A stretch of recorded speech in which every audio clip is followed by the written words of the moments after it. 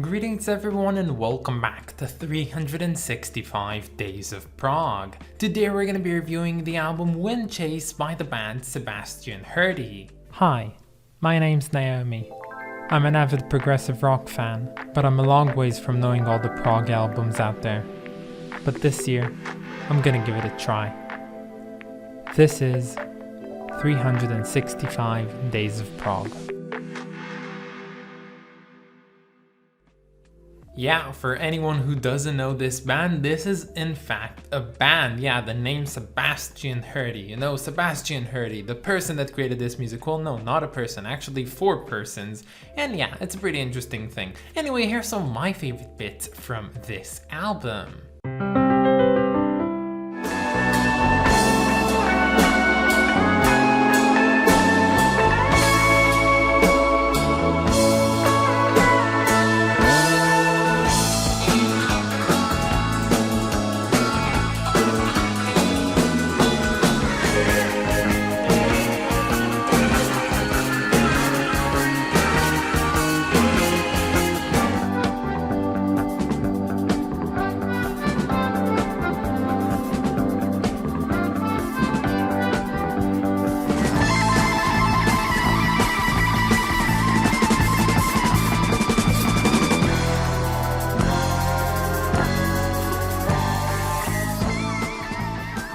So what I'm gonna say right now, I can safely say has never been said before, and that's referring both to this band, Sebastian Hardie, and the band Moving Gelatin Plates as in one main point. I just don't think that anyone has ever thought to connect the two, yet I will. And the thing that I want to say is that I'm pretty surprised that today's band, Sebastian Hardie, has so much readily available information about them, while Moving Gelatin Blades just really didn't have that much. I don't know why that is really. I thought that Sebastian Hardie is a pretty obscure band, but apparently not, and I wouldn't be surprised if anyone in the audience right now actually knows them. But yeah, today we're looking at a band that originates from no other place than down under in Australia. And if you know anything about Australia, mate, you know that they are not the most prime example for creators of progressive rock. But there are a few Australian progressive rock bands that did manage to break the glass ceiling and to get their name out there in the rest of the world, mainly the Northern Hemisphere, and Sebastian Hardie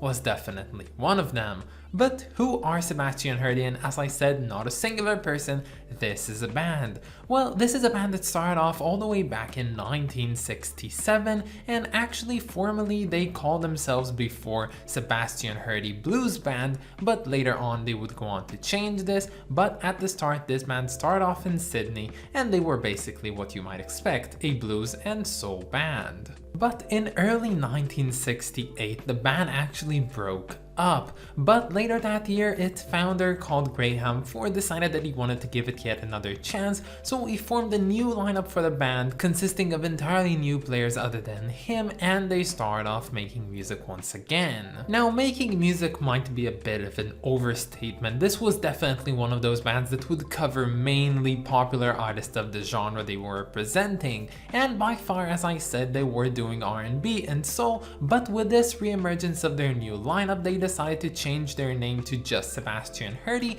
and start covering bands like the Beatles and the Rolling Stones, and generally being more pop oriented. Now, in the years between 1969 and 1973, not a lot of occurrences happened to the band. Mainly their reputation grew around Sydney as being one of those staple pub bands, if you might call them. Another thing that happened in 1973 was that their vocalist and yet another guitarist called John English left the band in order to join the play Jesus Christ Superstar, because he was just announced that he received the role of Judas Iscariot. And lastly, again in 1973, the band finally, after these 6 long years of existence, released their first piece of recorded media, which was in the form of their first single called All Right Now. But at the end of the year, around October, something devastating happened to the the band, and that was that its only original member and founder Graham Ford decided that he wanted to part ways with the band and he went on his own musical path. And instead of the band losing their footing and basically not knowing where to go from there, instead this replacement and this new era for the band actually made them reconsider their own ideas in musical form and to start creating what we love and know, progressive rock. And at this time they started incorporating some more progressive rock into their setlist when performing live. So they've changed their Love Me Do's to actually performing the entirety of Tubular Bells in their shows, and seeing as progressive rock was never as big in Australia as it was in like Europe or the USA, they definitely did stick out. Now in the summer of 1975, and specifically in August, the band finally released their debut album, and despite all that they did in the past, this was specifically a progressive rock album called For Moments, and this one was pretty simple. You had the title track, which was a big suite that covered the first half of the album, then you had a tiny single in the middle which didn't quite succeed when it was released, and lastly you have the track, again a big epic, called Openings, which this one is arguably by many considered to be their best song to date. And half a year later, Hardie were still riding the wave of success that they had with For Moments, and thus they came out with their second studio album in 1976 called Windchase, which is the one we're reviewing today. But unfortunately, unlike their debut, this one was met with less than enthusiastic critical acclaim. Now the future was not bright for Sebastian and Hardie, and in the last ditch of effort they tried to rebrand themselves as Windchase and yet record yet another studio album, but unfortunately members kept leaving and coming in, and that made the band quite unstable, and thus they were left with no other option, seeing as they had become obsolete and they had to break up. Now Sebastian and Hardie in its essence never really died. A lot of its individual members went on to create some really interesting progressive rock pieces and even to incorporate them in the several reformations that the band had along the years. Now these reformations were not actually the band coming together creating music together and albums and such, but instead reforming for specific events when they played together, and that happened for the first time in 1994 and then in 1997 and again in 2001 and in 2003 when they actually supported Yes on tour. And for a while that seemed like the end for Sebastian and Hardie, until suddenly in 2011 the band released on their website a new album in like 40 years when they didn't release anything, and it was called Blueprint, and honestly it didn't really get things moving. Now while there might be some debate among fans of this band in particular to which album is better, and by the way I've never listened to For Moments so I can't really say, I must admit that I am pretty content with the cards that I've been dealt with Windchase. This is a nice album, I think that it encapsulates the band quite well,